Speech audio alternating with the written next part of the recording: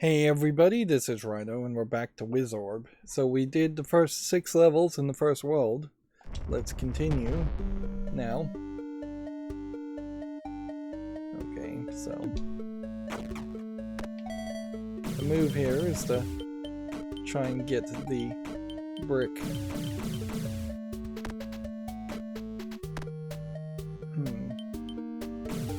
There's some weirdness going on here, though. I noticed it in the last recording, and I'm noticing it now. It just feels like the ball in the game is slowing down. And so there might just be some performance problems. And you definitely shouldn't have that. I don't know what I could really do about that either.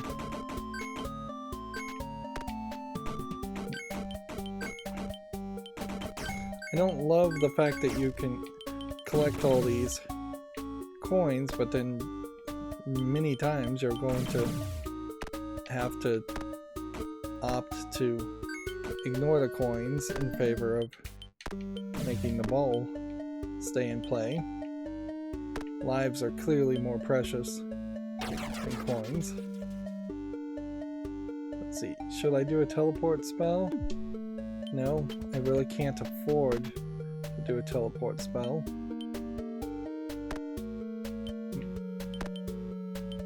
I gotta get this working.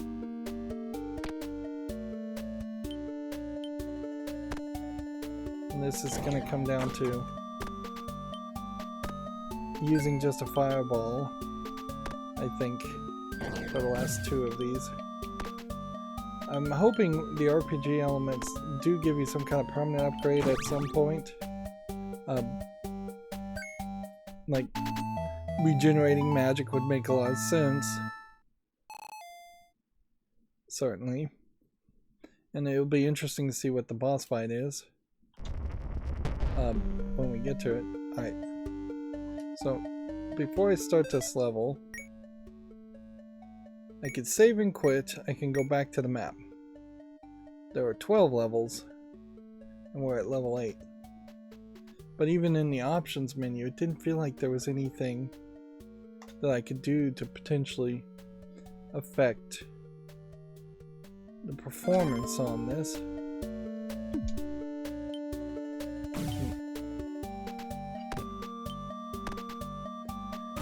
The only thing I could guess is that this 2012 game maybe is more optimized for Intel CPUs, which on some older games that might be more of a case, whereas I have an AMD CPU, which I wouldn't really recommend, even though the AMD Ryzen series of CPUs do feel like they, on tech specs, blow Intel CPUs out of the water. I have had more problems with my AMD Ryzen CPU than I would have liked, and the problems I have had been fairly major problems, as in it trying to overclock itself and it literally frying RAM by trying to overclock RAM, and that might be the exact issue I'm having right now. Again, is that it has this kind of automatic overclocking. I probably should have done a teleport spell in that case. This automatic overclocking feature that it implements, and I don't know if I just haven't done enough research to figure out how to turn that off. My computer is kind of built in a awkward time where the RAM speeds in particular, I guess I could hit the B button, and probably should be hitting the B button. I can't use the fire button here. So, but yeah, that uses magic, and I don't think that actually is going to do anything for me. It's not even really moving the bar much. And I just wasted all my magic to prove to myself it just doesn't work.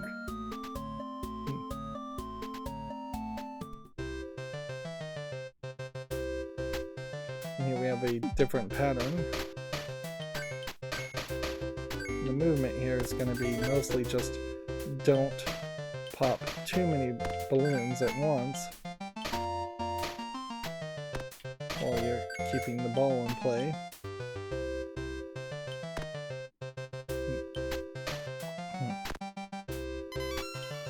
Now it's just a matter of not dying.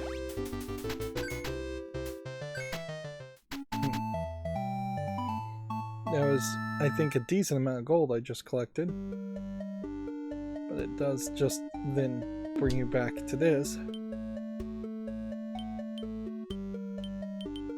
I have a little bit of magic, but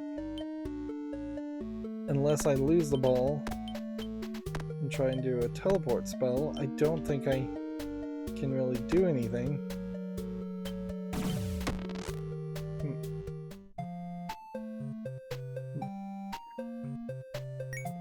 And yeah, I don't know if it's really worth it to buy a potion for 25. Well, let's do it because we have, well, that would replenish all of our magic. Should we buy a life?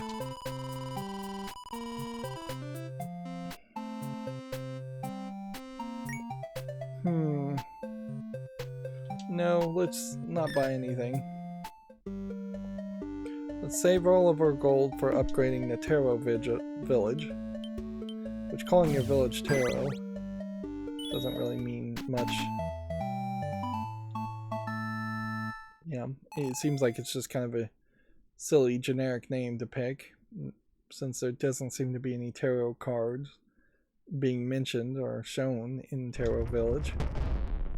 It's perhaps an homage to old Japanese RPGs just picking kind of generic, random sounding, cool sounding English words to name the village by.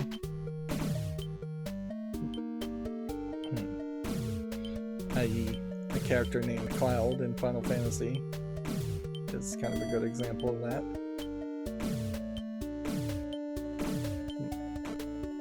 I guess this is a turtle picture.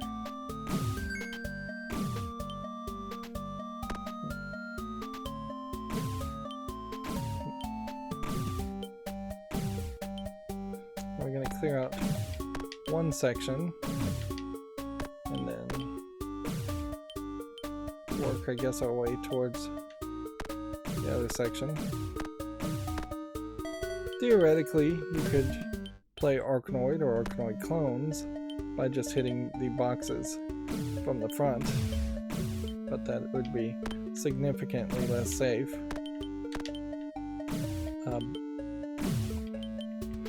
Like pinball, the idea is to keep the ball at the safest positions, which is often the, almost always, higher up on the table.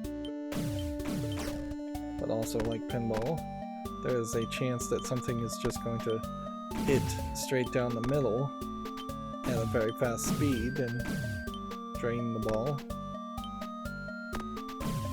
Unlike pinball, Arkanoid has a very wide bottom section with no way of recovering if you don't hit it with a paddle, whereas pinball has the flippers and in lanes to protect the ball from being drained too fast.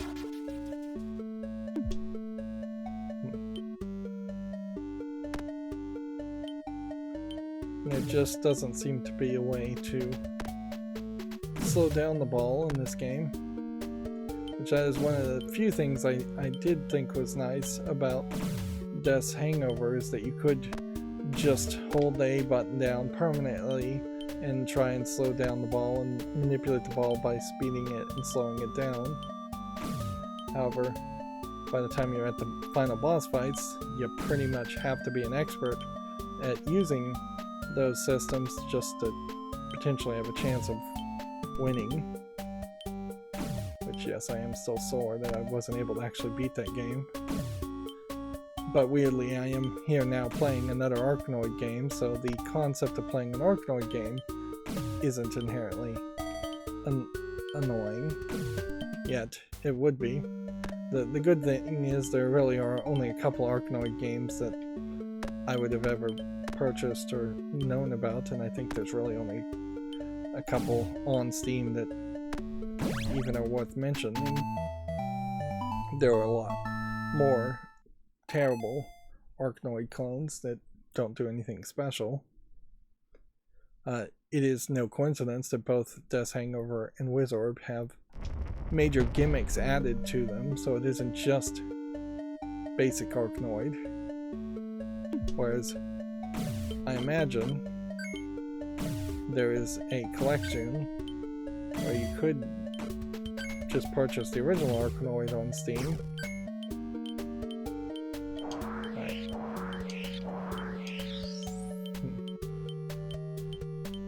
So you can barely affect things.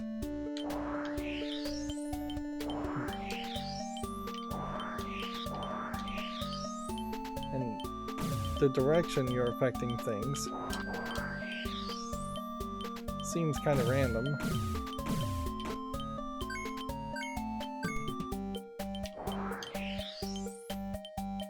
And there goes all my magic. And see, it bouncing back and forth multiple times without hitting anything won't refill magic. It has to bounce against the paddle 8 times to refill magic.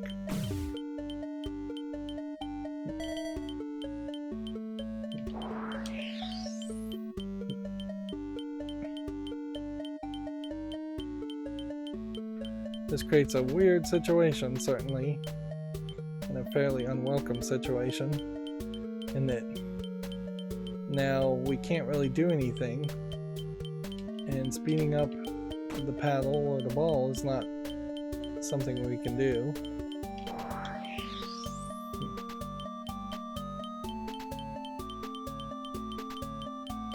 So you would think that there should be some kind of system there to address when the ball is just going to bounce back and forth like crazy. It should either gain some speed, which would be dangerous, or explode if it bounces back and forth and just breaks bricks all around it. Exploding would probably be a good thought if the ball just got red hot after bouncing 10-20 times in a row and just made an explosion and destroyed everything around it.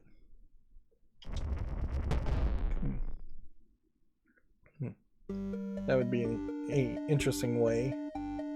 Now I thought this would be the last level at level 11, but there might be a boss fight. They're not going super crazy with the enemies. It seems like, based on the instructions, the 20-page how to play instructions, there's so there we just got some magic refill. Yeah, it seems like there is going to only really be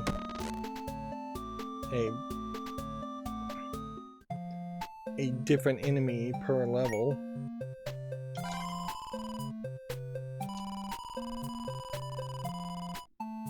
Yeah, we'll refill our magic.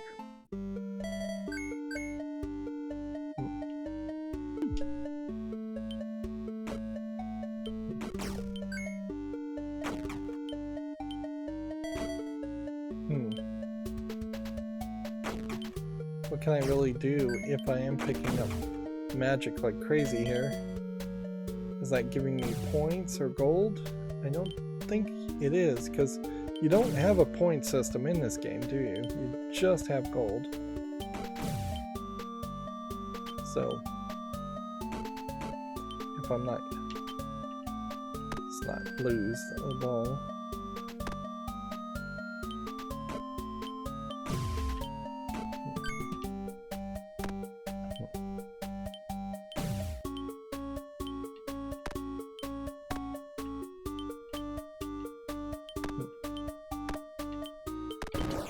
when we make the ball red like that, it's only red for a little bit of time, so that was a waste to increase the damage and not actually hit anything. Yeah, at least in this first world, I don't see a real need for increasing the amount of damage. And I wouldn't be surprised if it's going to be extremely rare when that would be helpful. And this may just be kind of the way it goes, is that the magical elements here are really not that helpful, and this is more of just a standard Arkanoid game pretending to have important extra RPG elements.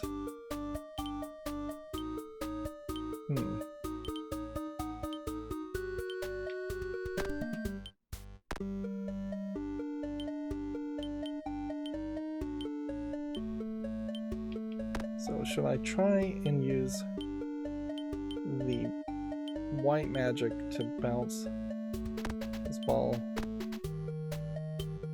around in the right direction, or should we just have it bounce around and refill our magic potentially?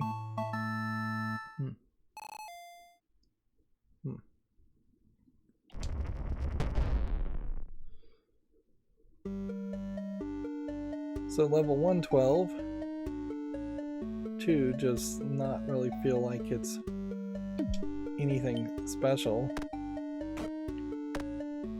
It is perhaps closer to the front than I'd be comfortable with, but we've just managed to get the ball to actually stay away from that.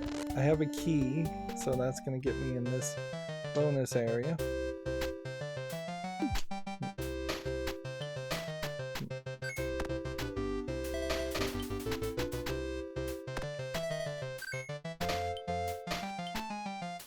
Definitely doesn't feel like, though, that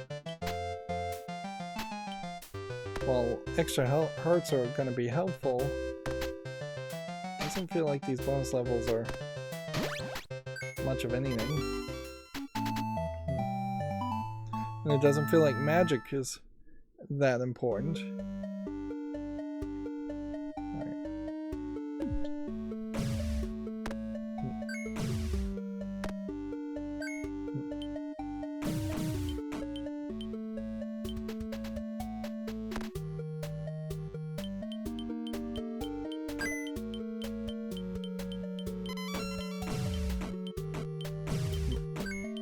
My only real concern, I guess, here with the amount of hearts I'm getting and lives I'm getting is I feel like maybe we'll hit some high difficulty sections where you need to save up at the late part of the game and have 10-20 extra lives.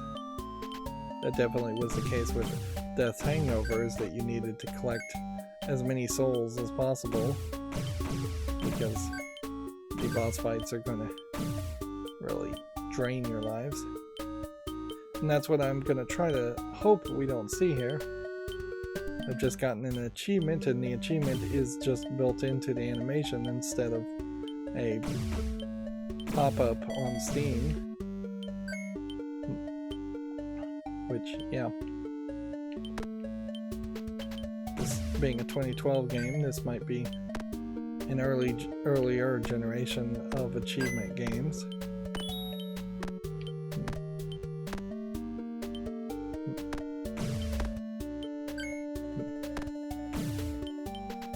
One more. The question is just how hard is it going to be to hit that one box?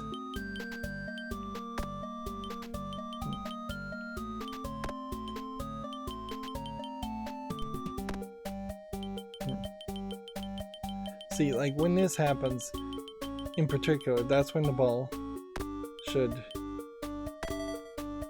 be giving us something. should be glowing red and explode to just hit that one box.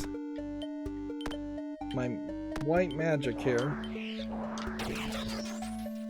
Yeah.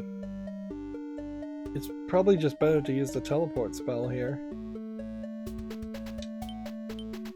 Seriously? Yep. And that drained all my magic just trying to get the teleport spell to work in the right direction.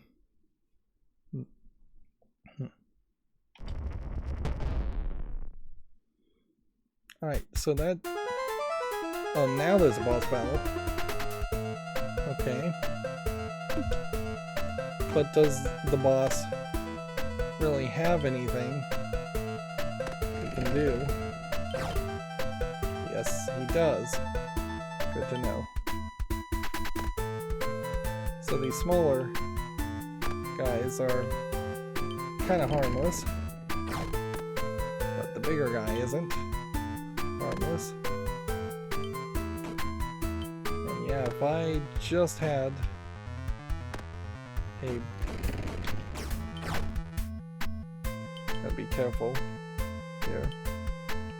Seems like he might have multiple health bars, or the white fill-in is just a odd artistic choice.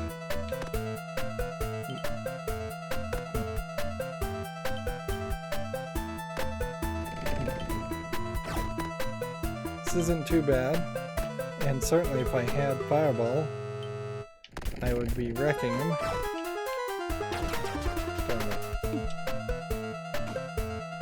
Did manage to take one life out of me.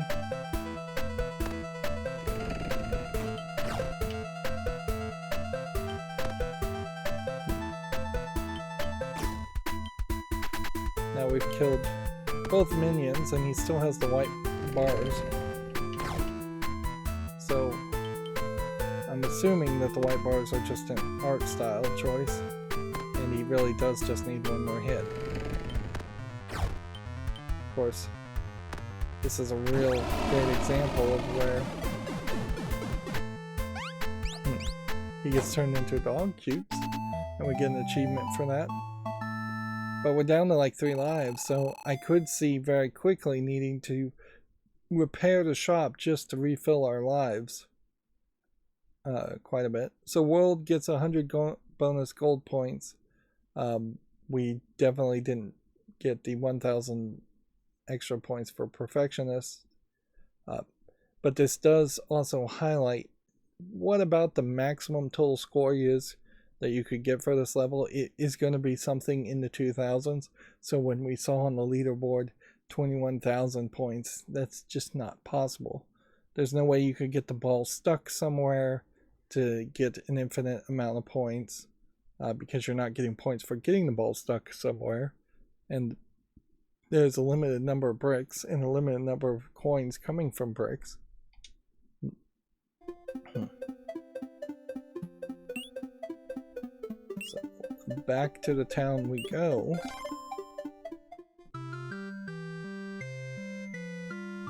This guy's house is now repaired. And so we can go in here and see what reward we get for that. I used to work in the mines of Cauldron Peak, but now this place is crawling with monsters.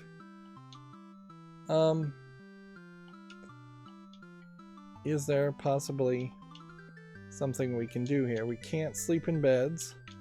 We can't sit on chairs. It does seem like there's not going to be any way to break the barrels. This might be a case where these animations are not unique, but I would generally assume they are. This doesn't feel like this is just a RPG Maker set of characters. It could be. So that fixes our shop. We should have done that pretty early. But looking for the sacred children. Okay.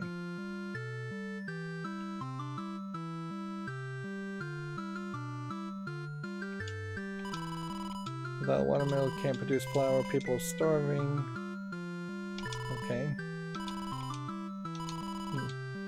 We get an extra life from that. Our lives are up to 6. How did we go from 3 to 6? Do you just reset your lives?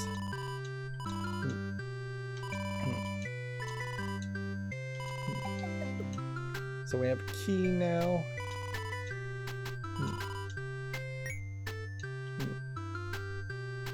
And so we've donated a couple of things, and now this guy has a tent. But we can't go in the tent.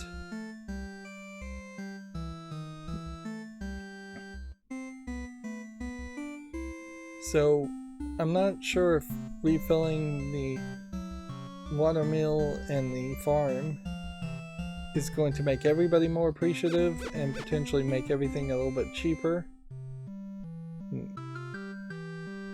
And I just kind of question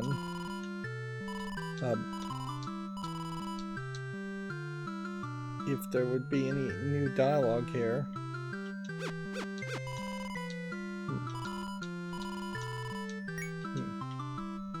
And the last two things we'll want to repair will be the statue and the palace. Probably repair the palace, then the statue as the last thing. If you got the perfectionist, though, at the end of a level, you would have upgraded a lot more things. I guess one question to ask here certainly is to experiment with. If we go here, and then we come back here, and we enter, will the building be rebuilt? Yes, it will be. But it is just making the village look nicer. So this may very well be a case where the whole village section outside of this one shop is kind of pointless.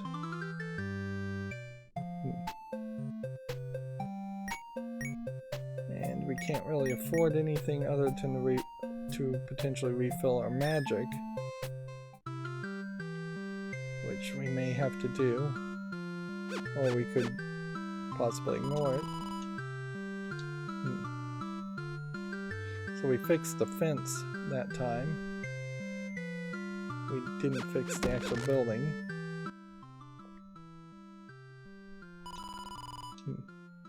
King of Gorudo is violent. People never starved in his reign. His disappearance makes everyone sad. And we can't come up here and do anything. Definitely feels like all of this is just extra imagery without any real point.